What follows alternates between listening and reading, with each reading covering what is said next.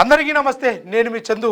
ముఖ్యంగా వార్తాపత్రికల్లో వచ్చినటువంటి latest updates headlines ఒకసారి చూసుకునే ప్రయత్నం చేద్దాం. లొంగిపో బిడ్డ, మేమంతా ఉన్నాం, నీకోసమే ఎదురు చూస్తున్నాం. మావోయిస్టు అమీనుద్దీన్ తల్లి యాకూబ్ బి అంటున్నారు. బిడ్డ లొంగిపో, ఎవరూ లేరని దిగులు చెందొద్దు, నీకు అందరం ఉన్నాం, జనజీవన స్రవంతిలోకి రా. పెళ్ళైన కొన్నాళ్ళకే అడవిపాట పట్టావు, 30 ఏళ్ళు గడుస్తున్నా కంటికి కనిపించకుండా పోతివి. నిన్ను చూడాలని ఉంది నాయన, ఊపిరి ఉండగానే తిరిగి వస్తే కల్లారా చూసుకుంటా అంటూ మావోయిస్టు అమీనుద్దీన్ అలియాస్ ఉదయ్ కిరణ్ తల్లి సయ్యద్ యాకూబ్ బి పేర్కొన్నారు.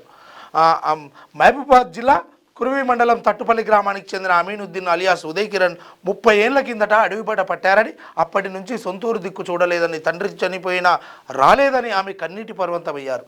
ఆపరేషన్ కగార్ నేపథ్యంలో మావోయిస్టులు వరుసగా లొంగిపోతున్న క్రమంలో తన కొడుకు సైతం తిరిగి రావాలని ఆమె పిలుపునిచ్చారు. ఆవాసన దశలో ఉన్న తాను కొడుకును చూడాలని ఆరాటపడుతున్నట్టు తెలిపారు. అయ్యా ఎక్కడున్నావో రమ్మని ఒక తల్లి పిలుస్తూ ఉన్నది. తుపాకీతో కాల్చి సైలెంట్గా పూర్తి చేసి కమాండర్ను చంపిన మావోయిస్టు నేత. ఒడిశాలోని కంధమాల్ జిల్లాలో మావోయిస్టు పార్టీలో సంచలన ఘటన వెలుగులోకి వచ్చింది. పోలీసుల ముందు లొంగిపోవాలని భావిస్తున్నాడనే కారణంతో కమాండర్ అన్వేష్ అలియాస్ రేణును అతని తోటి అగ్రనేత సుక్రు దారుణంగా హత్య చేశాడు. ప్రాణాలు కోల్పోయిన అన్వేష్ ఛత్తీస్గఢ్లోని సుక్మా జిల్లాకు చెందిన వాడిగా గుర్తించారు. ఆయన కేకేబిఎన్ డివిజనల్ కమిటీ సభ్యుడిగా మిలిటరీ ప్లాటూన్ కమాండర్గా పనిచేస్తున్నాడు. ప్రస్తుతం అతడిపై 22 లక్షల రివార్డు ఉంది అని ఒక వార్త నేసిరు. నిజంగా ఓ కుబుసం సినిమాలో పిల్లగాళ్ళను చిన్నపిల్లలను ఒక పోలీసు వాళ్ళు పట్టుకొని చిత్రహింసలు గురి చేస్తే వాళ్ళు నిజాలు చెప్తారో అని వాళ్ళే చంపేసుకున్నట్టు ఇప్పుడు ప్రస్తుతం ఆపరేషన్ కగారుకు సంబంధించిన విషయంలో ఇక్కడ దారుణమైనటువంటి ఓ ఘటన చోటు చేసుకుంది. ఇదంతా భయభ్రాంతులకు గురి చేసే విధంగా ఉన్నప్పటికీ ఆపరేషన్ కగార్ చివరి దశకు చేరడంతో అన్వేష్తో పాటు మరికొందరు దళ సభ్యులు కలిసి పోలీసుల ఎదుట లొంగిపోయేందుకు సిద్ధమయ్యారు. దీనిని తీవ్రంగా వ్యతిరేకించిన మావోయిస్ట్ అగ్రనేత సుక్రు ఆయన సహచరులు జనవరి 29న అన్వేష్ను దారుణంగా కాల్చి చంపారు. అనంతరం మృతదేహాన్ని దారింగ్బాడి పోలీస్ స్టేషన్ పరిధిలోని పకారి రిజర్వ్ ఫారెస్ట్ ప్రాంతంలో పూర్తి చేశారు. విశ్వసనీయ సమాచారం మేరకు పోలీసులు కేసు నమోదు చేసుకుని విచారణ చేపట్టారు. ఈ మేరకు ఎగ్జిక్యూటివ్ మెజిస్ట్రేట్ సమక్షంలో నిన్న కుళ్ళిపోయిన అన్వేష్ మృతదేహాన్ని వెలికి తీశారు అంటూ ఒక వార్త. ఎంతటి బాధాకరమైన విషయము. అటు జనజీవన స్రవంతిలోకి రండి అని ఆ కుటుంబ సభ్యులు ప్రజలు అందరూ ఆహ్వానిస్తున్నప్పటికీ ఇలాంటి దారుణాలు జరిగితే ఎంతటి బాధ కలుగుతుంటుంది. జూబ్లీహిల్స్లో అగ్ని ప్రమాదం.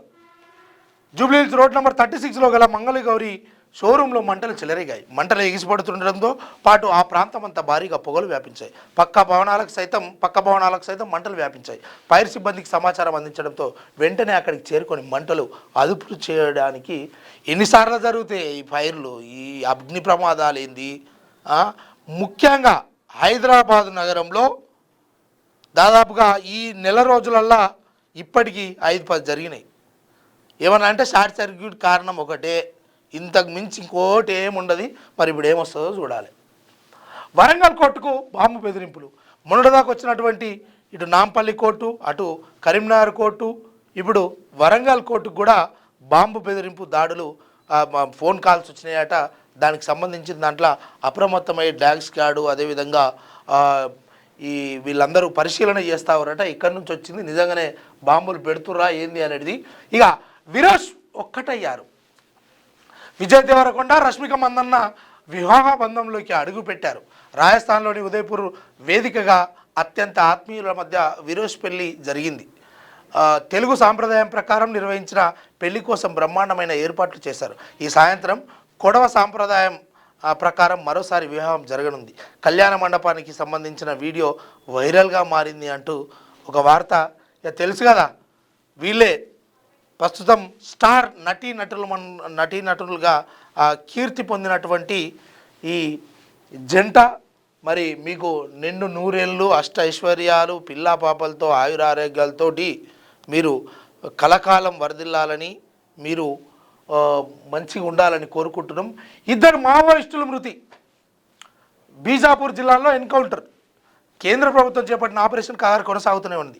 ఈ క్రమంలో ఇవాళ మరో ఎన్కౌంటర్ జరిగింది. ఛత్తీస్గఢ్లోని బీజాపూర్ జిల్లా ఇంద్రావతి ప్రాంతంలో జరిగిన ఎదురుకాల్పుల్లో 2 మావోయిస్టులు మృతి చెందారు.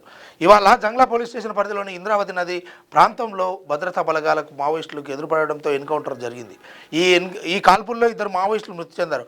ఘటనా స్థలం నుంచి మృతదేహాలతో పాటు ఒక ఎస్ఎల్ఆర్ రైఫిల్, ఒక ఐఎన్ఎస్ ఏఎస్ రైఫిల్, ఒక 12 బోర్ రైఫిల్ భారీగా పేలుడు పదార్థాలు స్వాధీనం చేసుకున్నట్లు ఎస్పీ జితేంద్ర యాదవ్ తెలిపారు. ప్రస్తుతం ఆ ప్రాంతంలో సెర్చ్ ఆపరేషన్ ఇంకా కొనసాగుతుందని, పూర్తి వివరాలతో కూడిన నివేదికను త్వరలో అందజేస్తామని చెప్పారు. 2 నక్సలైట్లకు 5 ఏళ్ల జైలు శిక్ష.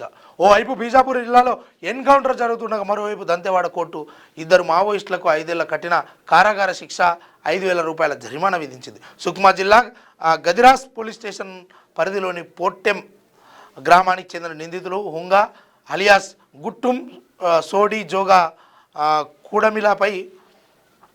కూడమిలపై ప్రత్యేక ప్రజా భద్రత చట్టం, పేలుడు పదార్థాల చట్టం కింద అరన్పూర్ పోలీస్ స్టేషన్లో కేసు నమోదు చేయబడింది. ఈ క్రమంలో మే 20, 2024 ఆ ఇద్దరిని అరెస్టు చేశారు. ఈ కేసుపై ఇవాళ దంతెవాడ కోర్టులో విచారణ జరిగింది. ప్రాసిక్యూషన్ సమర్పించిన సాక్ష్యాలను పరిశీలించిన న్యాయస్థానం నిందితులు టిఫిన్ బాంబులు, డిటోనేటర్లతో సహా పేలుడు పదార్థాలను కలిగి ఉన్నారని తేల్చింది. ఇద్దరిని దోషులుగా నిర్ధారించి ఒక్కొక్కరికి 5 ఏళ్ల కఠిన కారాగార శిక్ష విధించినట్టు, 5,000 రూపాయల జరిమానా విధించినట్టుగా తెలుస్తూ ఉంది. ఇక భారీగా ఐఏఎస్ల బదిలీలు. సిఎస్ రామకృష్ణారావు ఉత్తర్వులు. పరిపాలనలో కీలక మార్పులు చేస్తూ రాష్ట్ర ప్రభుత్వం భారీ సంఖ్యలో ఐఏఎస్ అధికారులను బదిలీ చేసింది. మొత్తం 45 మందిని అధికారులను కొత్త బాధ్యతలు అప్పగిస్తూ ప్రభుత్వం ప్రధాన కార్యదర్శి కె రామకృష్ణారావు ఇలా ఉత్తర్వులు జారీ చేసిరట. మొత్తానికి రాష్ట్రంలో ఉన్నటువంటి ఐఏఎస్లు, ఇండియన్ అడ్మినిస్ట్రేటివ్ సర్వీసు, వీళ్లను 45 మందిని ఇక అక్కడోళ్ళని ఇక్కడ, ఇక్కడోళ్ళని అక్కడ ఇట్లా బదిలీలు చేసే కార్యక్రమం అయితే మొత్తానికి అయిపోయిందంట. ఇంకా బస్సు డ్రైవర్ నిర్లక్ష్యం, 8 మందికి గాయాలు. సూర్యాపేట జిల్లా కోదాడ మండలం గణపవరం స్టేజీ వద్ద ఇవాళ కాలేజీ బస్సు డ్రైవర్ నిర్లక్ష్యం కారణంగా ఆటోలో ప్రయాణిస్తున్న 8 మంది గాయపడగా 2 తీవ్ర గాయాలయ్యాయి. బస్సు డ్రైవర్ సడన్గా మలుపు తిప్పడంతో ఆటో బస్సు ఢీకొనడంతో ఈ ప్రమాదం జరిగింది. స్థానికులు తెలిపిన వివరాల ప్రకారం తొగర్రాయి గ్రామం నుంచి మల్లారెడ్డిగూడెం వైపు వెళ్తున్న మిరపకాయ కూలీలతో ఆటో బయలుదేరింది. కందిపంట వైపు నుంచి వస్తున్న Anurag engineering college bus Ganapavaram గ్రామం వైపు ఒక్కసారిగా మలుపు తిప్పడంతో ఆటో డ్రైవర్కు అదుపు చేయడం సాధ్యం కాక ఢీకొట్టాడు. దీంతో ఆటోలో ఉన్న కూలీలు గాల్లోకి ఎగిరి రోడ్డుపై పడిపోయారు. ఈ ఘటనలో 8 మంది గాయపడ్డారు, 2 తీవ్ర గాయాలు అయ్యాయి. బస్ డ్రైవర్ నిర్లక్ష్యం మలుపు తిప్పడంతోనే ప్రమాదం జరిగిందని స్థానికులు అన్నారు. ఇది ఈ రకంగా మొత్తానికి ప్రస్తుతం ఉన్నటువంటి వార్తాపత్రికల్లో వచ్చినటువంటి మెయిన్ హెడ్లైన్స్. మరిన్ని హెడ్లైన్స్ తోటి మళ్ళీ కలుద్దాం. అప్పటి వరకు ఉంటా. Thank you. నేను మీ చందు. మీరు తెలుగు స్పష్టంగా చదవగలుగుతారా? తెలంగాణ యాస మీద మంచి పట్టు ఉందా? అయితే మీకోసం క్యూన్యూస్ ఒక మంచి అవకాశం కల్పిస్తుంది. ఇది ప్రత్యేకంగా విద్యార్థులు, గృహిణులు, వయసుతో సంబంధం లేకుండా ఎవరైనా సరే మీరు ఇంటి దగ్గర నుంచే పని చేసుకోవచ్చు. మీ వాయిస్తోనే ఇంట్లో ఉంటూనే మంచి ఆదాయం సంపాదించుకోవచ్చు. ఇంకెందుకు ఆలస్యం? వర్క్ ఫ్రమ్ హోమ్కి ఇప్పుడే సంప్రదించండి. మా నెంబర్లు 8688926084, 8143001981.